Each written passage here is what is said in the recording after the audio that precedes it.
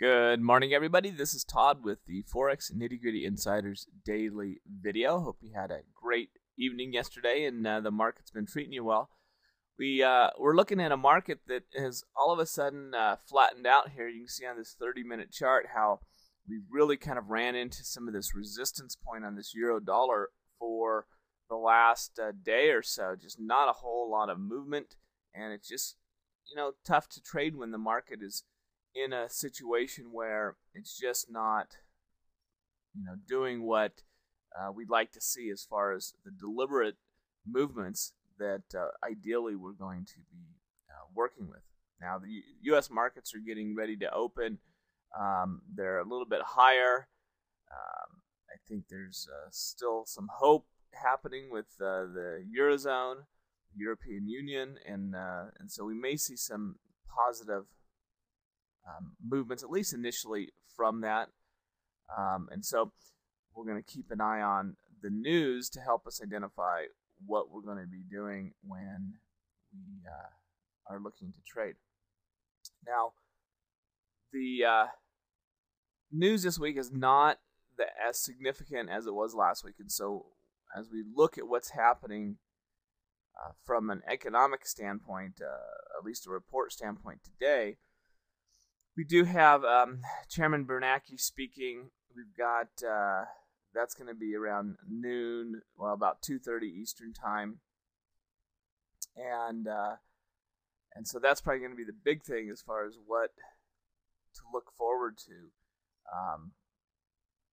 for the day, and that can always cause added volatility in the markets. So keep that in mind as you look to take trades today. Let's just talk quickly here about the concept of support and resistance in relationship to how we would trade the simple trading method. Now, a lot of times we draw our line where it's a single needle thread line, when in reality we've got to look at resistance or support as an area of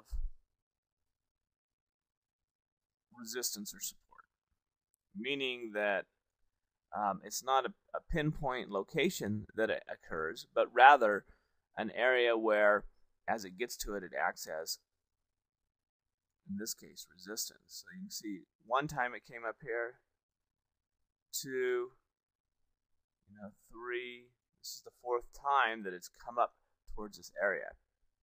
Now, if we were to draw a support level here, we might be best to draw it at the diagonal. Again, an area here where the price comes down and we get some buying pressure causing the price to start to move back up.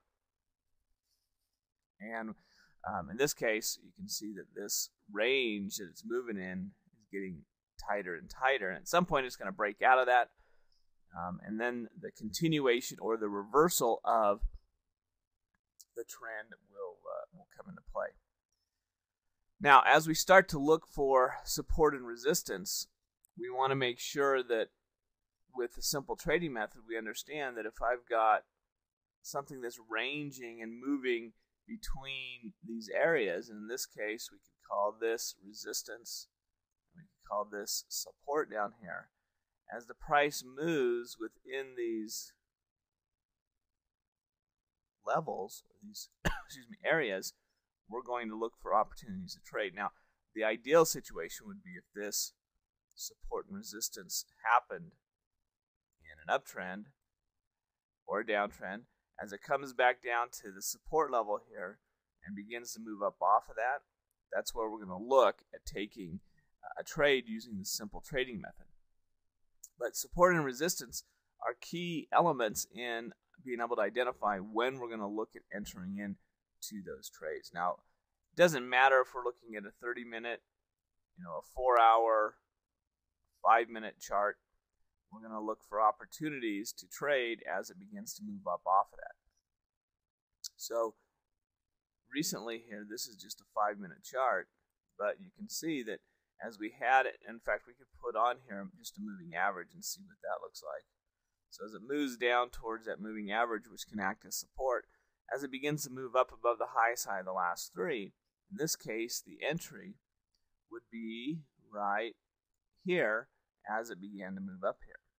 And you can see it's coming off that support and beginning to move higher. So the key is to be able to identify the trend, determine support and resistance, and then look for those areas where we would get into by watching the highest high in this case, or if it's in a downtrend, the lowest low of the last three, to enter into that trade, placing our stop loss just below the most recent swing low here to be able to identify a reasonable place to put our stop loss. And then it's just a matter of risk management, looking for our targets and making any adjustments that we might need. So make sure you understand that. Practice drawing some lines using support and resistance. And if you have any questions, feel free to let me know. And we'll be back tomorrow to take a look at how the market continues on and see if we can't find any other things to look at trading. So until then, have a great day, and we'll talk to you soon.